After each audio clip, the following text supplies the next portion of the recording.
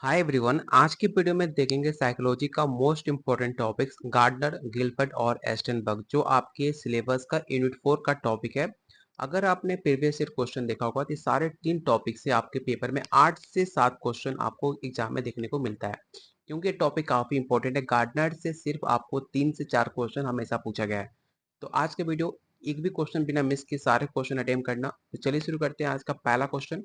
लेकिन उससे पहले आपको पता होगा बीपीएससी टीआरई 4 और स्टेट सेकंड फेज का नोटिफिकेशन बहुत जल्द अपडेट नोटिफिकेशन आउट होने वाला है, जो आप इसकी तैयारी कर सकते हो। जो आपका सिलेबस है 15 यूनिट का, उसे डिटेल कवर करते हुए 3000 से ज्यादा टॉपिक वाइज क्वेश्चन आंसर, अलग से आपको एनसीईआरटी क्लास 11 का 12 का chapter wise question answer, topic wise theory, previous year question answer. जो बीपीएससी और स्टेट की तैयारी कर रहे हैं उन्हें कंप्लीट 150 मार्क्स का नोट्स, जिसमें बीपीएससी वालों के लिए GK GS, math, reasoning, language paper, और जो स्टेट की तैयारी कर रहे हैं उन्हें arts of teaching and other skill दिया जा रहा है। साथ में आपको मिलेगा साइकोलॉजी का ग्रुप, जिसमें आपको डेली क्यूज और ग्रुप डिस्कशन भी कराया जाएगा। ये सब कुछ मिलेगा सिर्फ और सिर्फ 500 में, जो डेली बहुत सारे बच्चे ज्वाइन करें। अगर आप भी सीरियस हो तो आज ही इस नंबर पे कॉल व्हाट्सएप करके इस ग्रुप को ज्वाइन कर सकते हो। साथ में खुद आपको गाइड करूंगा क्या पढ़ना है, किस टॉपिक पे फोकस करना है, क्या बिल्कुल पढ़ के टाइम पास नहीं करना है। हर एक चीज आपको डिटेल में बताया जाएगा। चलिए शुरू करते हैं आज का पहला क्वेश्चन। और आपसे रिक्वेस्ट रहेगा कि प्लीज वीडियो को लाइक और शेयर जरूर कर देना। आज का पहला क्वेश्चन, हावर्ड गार्डनर के बहुबुद्धि सिद्धांत में कितने प्रकार की बुद्धियां शामिल हैं? पहला ऑप्शन 5, 7, 9 या 12।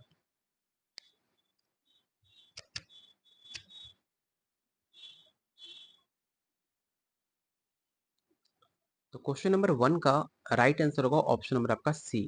याद रखिएगा, गार्डनर ने पहले मूल रूप से टोटल 7 बुद्धियां बताई थी, लेकिन इसको बाद में 2 जोड़कर और टोटल 9 आपकी बुद्धियां हो गई। तो ऑप्शन नंबर सी इसका राइट आंसर होगा। अगला क्वेश्चन, निम्नलिखित में कौन सी गार्डनर की बहुबुद्धि का प्रकार नहीं है? ठीक है, तो आपको बताना है कि इनमें से कौन सा टाइप नहीं है इंटेलिजेंस इन गार्डनर थ्योरी।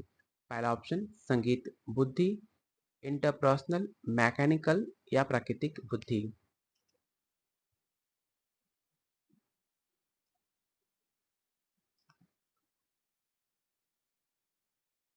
तो क्वेश्चन नंबर 2 का जो राइट आंसर होगा ऑप्शन नंबर आपका सी होगा। जो मैकेनिकल है, यांत्रिक बुद्धि है, वो आपके गार्डनर का सिद्धांत नहीं है। Option number C. गार्डनर के अनुसार भाषा का कुशल उपयोग करने की क्षमता किस बुद्धि से संबंधित है? पहला option logical mathematical, linguistic, interpersonal या इंट्रापर्सनल। किस क्वेश्चन में पूछा गया? भाषा का कौशल, मतलब जो आपकी एबिलिटी है लैंग्वेज को इफेक्टिवली, उससे रिलेटेड कौन सी इंटेलिजेंस आएगी गार्डनर के अकॉर्डिंग, आपको ये बताना है। क्वेश्चन काफी आसान है, अगर थोड़ा बहुत भी क्वेश्चन आप प्रैक्टिस करोगे आसानी से आप आंसर बता पाओगे कि जो आपकी भाषाएं होती हैं वो आपके भाषा से संबंधित है, जो कि राइट आंसर होगा option number B. Question number 4, Gardner ने अपने सिद्धांत में अस्तित्ववादी बुद्धि के बाद डैश में जोड़ा किससे संबंधित है? जो एक बाद में जो बुद्धि जोड़ा था गार्डनर ने, जिसका नाम था अस्तित्ववादी बुद्धि, वो किसके बाद जोड़ा था, आपको ये बताना और किससे रिलेटेड है।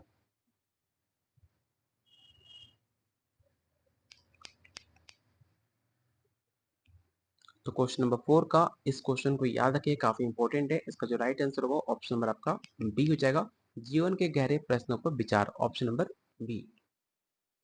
अगला क्वेश्चन है, शारीरिक गति की बुद्धि वाले व्यक्ति किस क्षेत्र में अच्छे होते हैं? ये सेम क्वेश्चन आपके बीपीएससी में पूछा हुआ सवाल है, जाकर आप चेकआउट कर सकते हो।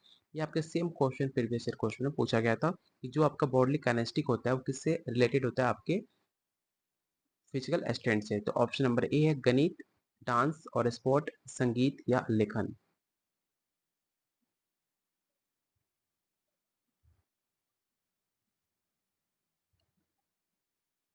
तो क्वेश्चन नंबर 5 का जो राइट आंसर होगा ऑप्शन नंबर आपका बी होगा, डांस एंड स्पोर्ट।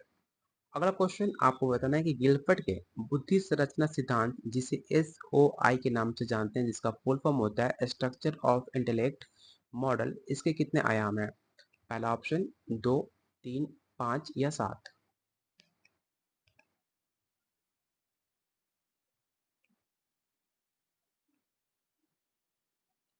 तो याद रखिएगा 3 आयाम होते हैं। SOI का बहुत बार इसका फुल फॉर्म पूछ लेते हैं, तो आप इसे याद रखिएगा। कि SOI का फुल फॉर्म होता है स्ट्रक्चर ऑफ इंटेलेक्ट। कितने आयाम होते हैं? 3 होते हैं। कौन-कौन से? तो पहला होता है ऑपरेशन, जिसको हिंदी में विषय वस्तु नाम बोलते हैं। दूसरा होता है आपका ऑपरेशन का हिंदी होता है संक्रियाएँ, और या दूसरा होता है कंटेंट। ठीक है?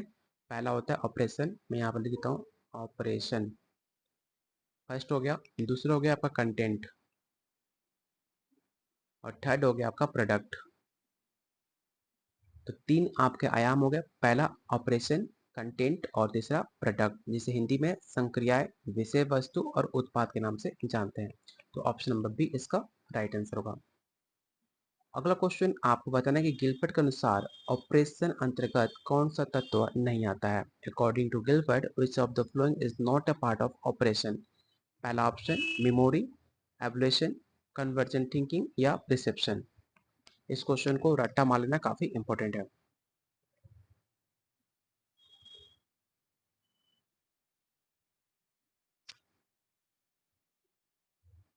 तो याद रखिएगा क्वेश्चन 7 का जो भी ए बी आंसर कर रहे हैं सबका आंसर गलत है। इसका जो राइट आंसर होगा ऑप्शन नंबर डी होगा। प्रत्यक्षीकरण प्रिसेप्शन जो होता है वो SOI के अंतर्गत नहीं आता, इसलिए इसका राइट आंसर होगा ऑप्शन नंबर डी।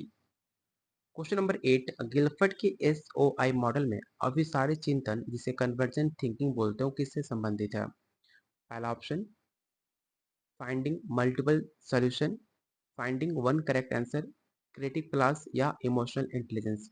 तो आपने पढ़ा होगा convergent thinking and divergent thinking. Convergent thinking उसे कहते हैं जो ये हर एक क्वेश्चन का आंसर हो। अगर मैं आपसे पूछूं आपका नाम क्या है, सिर्फ आप वन वर्ड में बता सकते हो कि मेरा नाम सनी है, चाहे कोई भी हो, उसको हम कहते हैं कन्वर्जेंट आंसर। लेकिन अगर मैं आपसे पूछ लूं कि आप प्रधानमंत्री के बारे में क्या सोचते हो, तो हर इंसान अलग अलग उनके प्रति नजरिया रख सकता है। कोई अच्छा सोच सकता है, कोई बुरा सोच सकता है, उसे कहते हैं डाइवर्जेंट थिंकिंग। लेकिन क्वेश्चन में पूछा है कन्वर्जेंट थिंकिंग, तो आप वन करेक्ट आंसर दे सकते हो। तो इसका राइट आंसर होगा option number B. Question number 9, Guilford के अनुसार विचार की उत्पादकता में प्रोडक्ट ऑफ थिंकिंग कितने प्रकार के होते हैं? पहला ऑप्शन 3, 5, 6 या 8।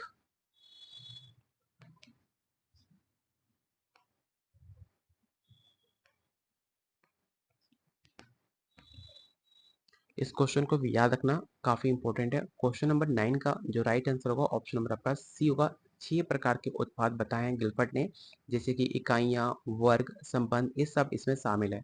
तो क्वेश्चन नंबर 9 का जो राइट आंसर होगा ऑप्शन नंबर सी हो जाएगा। अगला क्वेश्चन, गिलफर्ट के SOI मॉडल में विस्तारित चिंतन किसके साथ जुड़ा हुआ है? जस्ट मैंने आपको बताया था डाइवर्जेंट थिंकिंग के बारे में। डाइवर्जेंट थिंकिंग उसे कहते हैं जब आप एक से अधिक आप कुछ क्रिएट कर रहे हो, कुछ नया कर रहे हो, उसको कहते हैं डाइवर्जेंट थिंकिंग, जो कि राइट आंसर होगा ऑप्शन नंबर बी, क्रिएटिविटी। एस्टनबर्ग की त्रिबुद्धि सिद्धांत में कौन सी 3 घटक शामिल हैं? इस क्वेश्चन को याद रखना। देखो ये क्वेश्चन हमेशा आपके पेपर में पूछा जाता है। कोई भी स्टेट हो चाहे बीपीएससी, क्वेश्चन उठाकर देखोगे, एस्टनबर्ग का जो थ्योरी है त्रिबुद्धि सिद्धांत, उससे हर एक बार क्वेश्चन पूछा जाता है, जाकर आप चेकआउट भी कर सकते हो। तो आपको बताना है कि उनका 3 घटक कौन कौन से शामिल है इन ऑप्शन के अकॉर्डिंग।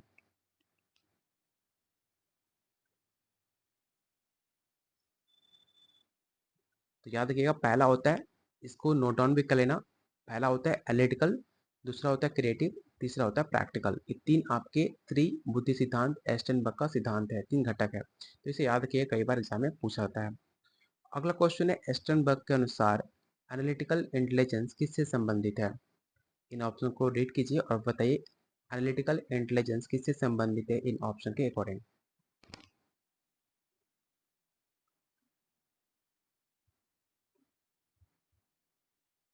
अगर ध्यान से ऑप्शन देखोगे तो आपका एनालिटिकल वर्ड मैच करेगा एनालाइजिंग प्रॉब्लम, मतलब समस्याओं का विश्लेषण करना। तो इसका राइट आंसर होगा ऑप्शन नंबर बी।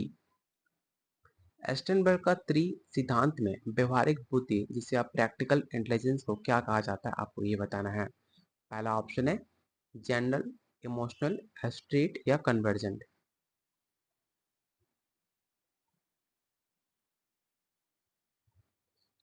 इस क्वेश्चन को याद रखना कि व्यवहारिक बुद्धि को संस्कारिक बुद्धि भी कहा जाता है, मतलब स्ट्रिक्ट स्मार्ट भी कहा जाता है प्रैक्टिकल इंटेलिजेंस को। तो ऑप्शन नंबर सी इसका राइट आंसर होगा। एस्टनबर्ग का क्रिएटिव इंटेलिजेंस क्या करने की क्षमता से जुड़ा हुआ है? पहला ऑप्शन है, देखो नाम से पता चल रहा है ऑप्शन बताने की पढ़ने की जरूरत नहीं है। बात पूछा है क्रिएटिव से, तो क्रिएटिव का मतलब होता है कुछ नया करने का। तो नया कब होगा? जब आप कुछ जनरेट न्यू आइडिया करोगे, कुछ नया विचार को उत्पन्न करोगे, उसको कहते हैं क्रिएटिव। तो ऑप्शन नंबर बी इसका राइट आंसर होगा। एस्टर्नबर्ग के सिद्धांत में सफल बुद्धि किसका संयोजन है? इन ऑप्शन को ध्यान से पढ़िए और बताइए क्वेश्चन 15 का राइट आंसर क्या हो सकता है। और मैंने आपको जस्ट बताया भी था, तो इसमें गलती किसी का भी होना भी नहीं चाहिए।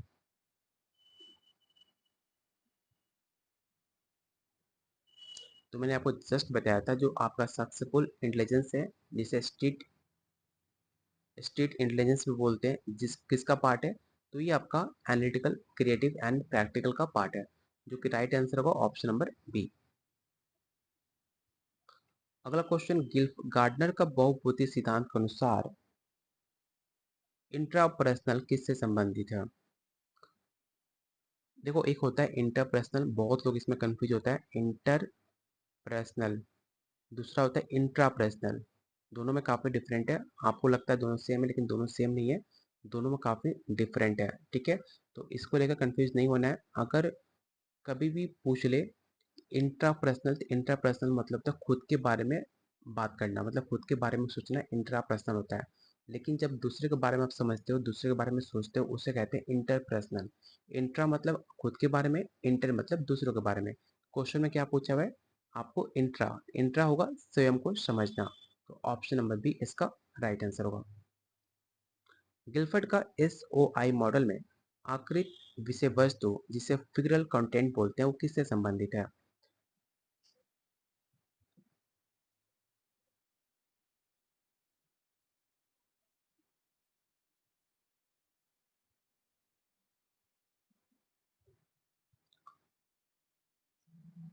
तो क्वेश्चन नंबर 17 का जो राइट आंसर होगा ऑप्शन नंबर आपका बी होगा, चित्र और आकृतियों।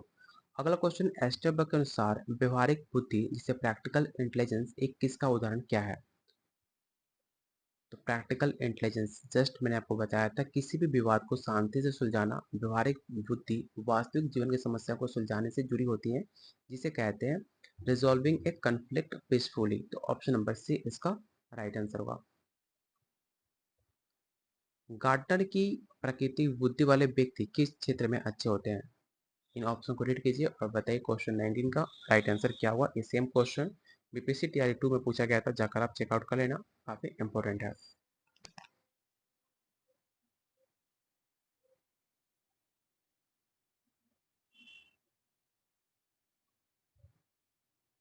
तो जैसे कि आपको नाम से पता चल रहा है नेचुरल, नेचुरल इन ऑप्शन में क्या दिख रहा है? नेचुरल एक ऑप्शन दिख रहा है, पशु पक्षियां पौधों की पहचान।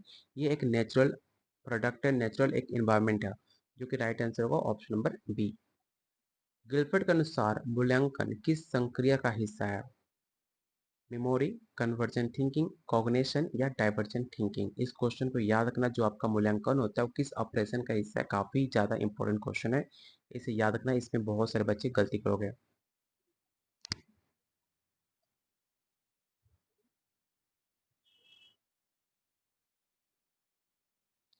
तो क्वेश्चन नंबर 20 का जो राइट आंसर होगा ऑप्शन नंबर आपका बी हो जाएगा। ठीक है, इसका राइट आंसर क्या होगा? तो ऑप्शन नंबर सी होगा, संज्ञान। क्योंकि आपका जो मूल्यांकन है, एवोल्यूशन है, एक तरह का मूल्यांकन कॉग्निशन का पार्ट है, जिसे कॉग्निटिव डेवलपमेंट भी बोलते हैं। ऑप्शन नंबर सी इसका राइट आंसर होगा। एक शिक्षक छात्रों को किसी समस्या का विभिन्न समाधान सुझाने के लिए प्रोत्साहित करती है, ये गिलफर्ड के किस चिंतन प्रकार को दर्शाता है? देखो, बात की जा रही है यहाँ पे मल्टीपल इंटेलिजेंस, मल्टीपल सॉल्यूशन को लेकर। ठीक है, तो ये किसका पार्ट है आपको ये बताना है। कन्वर्जन, डाइवर्जन, मेमोरी बेस्ड या एवोल्यूटिंग थिंकिंग। अगर आप एक एक ऑप्शन को काटते जाओगे तो आसानी से आप इसका आंसर बता पाओगे कि अगर एक क्वेश्चन का एक ही सॉल्यूशन हो, उसे कहेंगे कन्वर्जन। तो आपको मल्टीपल आंसर सुलझाने के लिए कहा गया है। मेमोरी बेस होता है जिसे आप रट्टा मारते हो, तो वो ऑप्शन आपका राइट आंसर हो नहीं सकता। मूल्यांकन आप कर नहीं रहे हो, इसका एक ही ऑप्शन होगा, विस्तारित चिंतन, जिसे डाइवर्जेंट थिंकिंग कहते हैं। एक क्वेश्चन को मल्टीपल टाइप को सॉल्व करना डाइवर्जेंट थिंकिंग कहलाता है। Option number B. अगर आपने टेलीग्राम ग्रुप को ज्वाइन नहीं किया तो इस ग्रुप को ज्वाइन कर सकते हो, हर कोई ज्वाइन कर सकता है, फ्री ऑफ कॉस्ट है। इसमें आपको क्लासेस का notification, quiz, PDF plus BPSC तैयारी 4 स्टेट किसी भी स्टूडेंट वैकेंसी आती है, हर एक अपडेट इस ग्रुप में हम पोस्ट करते हैं। जिसका लिंक आपको डिस्क्रिप्शन बॉक्स और कमेंट बॉक्स में मिल जाएगा, तो जाकर उसे ज्वाइन जरूर कीजिएगा। अगला क्वेश्चन आपको बताना है कि स्टर्नबर्ग के अनुसार एक सफल उद्यमी में सबसे अधिक किस प्रकार की बुद्धि होती है? अगर आजकल जितने भी एंटरप्रेन्योर हैं, उनको सक्सेस के पीछे क्या राज है? उनकी सबसे ज़्यादा किस प्रकार की बुद्धि होती है जो आज इतने टाइम पे इतने सक्सेस हो चुके हैं? आपको ये बताना है।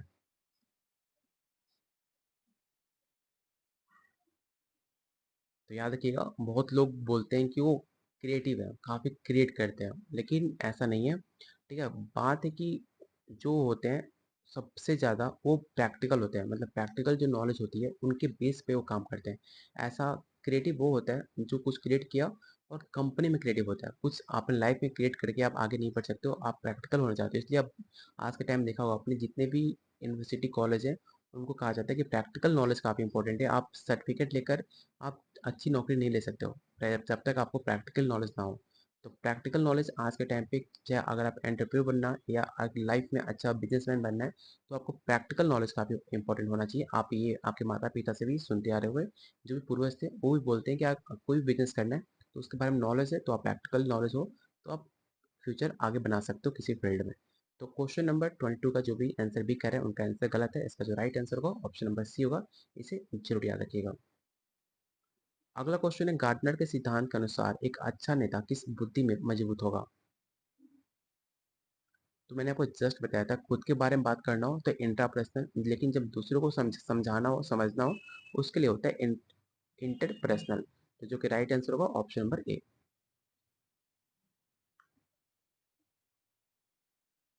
गिलफर्ड का एसओआई मॉडल में रिलेशन किसका उदाहरण है? ऑपरेशन, कंटेंट, प्रोडक्ट या नॉन? तो याद रखिएगा, एसओआई मॉडल जो है आपका प्रोडक्ट का पार्ट है, ऑप्शन नंबर सी। अगला क्वेश्चन, एस्टनबर्ग का त्रि सिद्धांत में एक्सपेरिमेंटल इंटेलिजेंस किसके समान है? पहला ऑप्शन है विश्लेषणात्मक, रचनात्मक, व्यवहारिक या सामान्य। और आपसे रिक्वेस्ट है, जिन्होंने अभी तक वीडियो को लाइक नहीं किया है, प्लीज़ वीडियो को लाइक और शेयर जरूर करना, क्योंकि आपका लाइक और शेयर पे वीडियो को आप डेली पोस्ट किया जाए, डेली आपके लिए वीडियो लाइक, वो डिपेंड करता है आपके लाइक पे। जितना आप वीडियो को लाइक करोगे उतना आपके लिए और बेटर कंटेंट लेकर आएंगे, जो आपके एग्जाम के लिए काफ़ी ज़्यादा इंपॉर्टेंट होगा। तो प्लीज़ सपोर्ट कीजिए, वीडियो को लाइक शेयर कीजिए, और जो भी आप टॉपिक सजेस्ट करते हो उस टॉपिक को हम कवर करने की कोशिश करते हैं। तो जो भी आपका फेवरेट टॉपिक है आप कमेंट बॉक्स में कमेंट कर सकते हैं, उस टॉपिक को हम कवर भी करेंगे। तो क्वेश्चन नंबर 25 का जो राइट आंसर होगा ऑप्शन नंबर आपका बी हो जाएगा। ठीक है, तो यहाँ पे टोटल 25 क्वेश्चन खत्म होते हैं। आपको पता होगा कि यूट्यूब पे आपको टोटल 25 क्वेश्चन का हम सेट कराते हैं, बाकी जो आपका पेड नोट्स मिलेगा उसमें 30 क्वेश्चन का सेट होता है जो आपको पेड नोट्स में मिलेगा। तो आपको बताना है कि आउट ऑफ 25 आपने आज कितना स्कोर गेन किया, जिससे आपको पता चल पाए कि आपकी तैयारी कैसी है और आपको कितनी और मेहनत करनी है।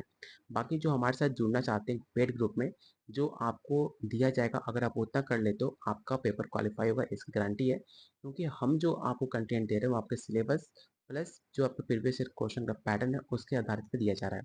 ये सब कुछ मिलेगा सिर्फ आपको 500 में, जो डेली बहुत सारे बच्चे ज्वाइन कर रहे हैं। आप भी जुड़ सकते हो हमारे साथ, अगर आप सच में सीरियस हो, अगर आपने सोचा है इस बार बिहार में नौकरी लेना, तो ये कंटेंट आपके लिए काफ़ी ज़्यादा फायदेमंद होगा। साथ में खुद मैं आपको गाइड करूँगा क्या पढ़ना है क्या नहीं पढ़ना, हर एक चीज़ मैं खुद आपको बताऊँगा। तो लेने के लिए आप इस नंबर पर कॉल व्हाट्सएप कर सकते हो। बाकी मिलते हैं बहुत जल्द अगले वीडियो में, तब तक के लिए कीप वॉचिंग, कीप शेयरिंग।